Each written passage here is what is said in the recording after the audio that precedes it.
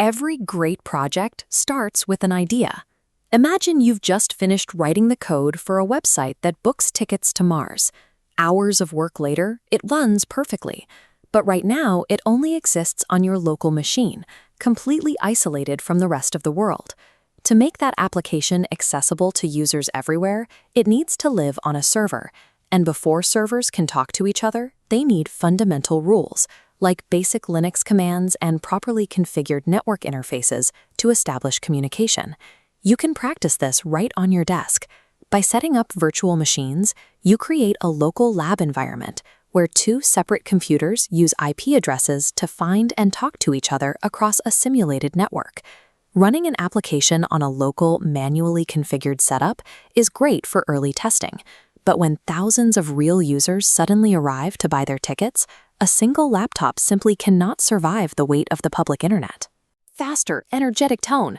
Let's say the site goes viral, user traffic spikes. To keep up with the demand for new features, you invite a team of developers to help write code. The team starts working simultaneously. Coding in their own local environment, developers modify the exact same files at the exact same time, causing conflicts and overwriting work. Getting that tangled code onto a live production server means an engineer has to manually copy files and install software versions by hand.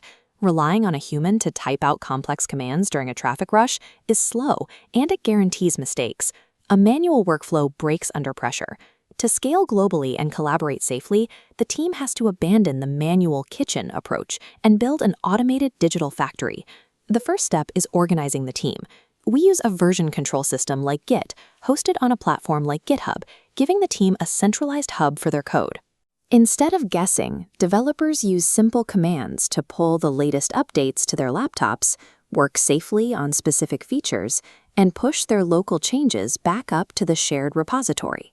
To get code onto a server safely, we build a CICD pipeline.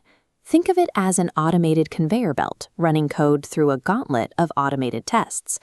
If it passes every test, the server moves it to a staging area, preparing for production. Instead of an engineer spending hours manually transferring files and risking a typo, this automated pipeline handles multiple deployments every day with total precision. Because the system enforces rigorous testing before anything moves forward, you know that only functional, verified code ever reaches the public.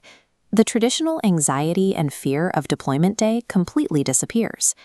Even with a perfect pipeline, an application still relies on specific libraries and programming languages. If the live server has a different setup than the developer's laptop, the application will crash.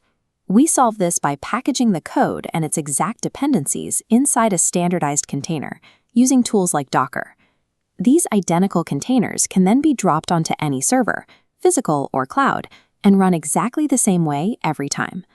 But success creates a new problem. A massive tidal wave of user traffic hits the site as ticket sales open, threatening to overwhelm the servers. To survive the rush, we introduce container orchestration, using platforms like Kubernetes. When it detects the traffic surge, it instantly clones your containers across dozens of servers to distribute the load. Then, as ticket sales slow down and the demand drops, the orchestration manager automatically shuts off the extra cloned containers to conserve resources. Meanwhile, all the purchase records and user data generated during the rush are securely routed away and stored permanently in structured database tables like MySQL. By packaging the code into isolated boxes and using an orchestration manager, a rigid server network becomes a flexible, self-healing ecosystem that instantly adapts to fluctuating user demand on the fly. Of course, those containers still need servers to run on. If an engineer physically configures operating systems and allocates storage for 50 new machines during a spike, the site will crash. To bypass manual labor, we write infrastructure as code. A text file blueprint instantly extrudes identical server nodes. Then, configuration tools automatically install the necessary software and adjust system settings inside these new nodes. Treating your infrastructure as code allows you to spawn entire, fully configured data centers in seconds. Every single server is an exact clone, removing human configuration errors entirely. The factory is now fully assembled. A developer pushes code, and minutes later it is automatically tested, sealed in a container, scaled by an orchestrator, and hosted on servers that built themselves from a text file. But with so many moving parts operating without human intervention, how do engineers actually know this massive system is healthy before a silent failure takes the website offline? This chart shows the real-time CPU usage of our hardware, tracked by a central monitoring system called Prometheus. It continuously gathers hardware metrics, like memory consumption and process statuses, from every machine in the network. That raw data is fed into Grafana, which turns the members into a holistic dashboard, aggregating multiple data streams into a single unified health score. Writing a great application on your laptop is only the first step. By mastering this automated, self-monitoring lifecycle, DevOps practices ensure that your idea safely and reliably reaches the rest of the world.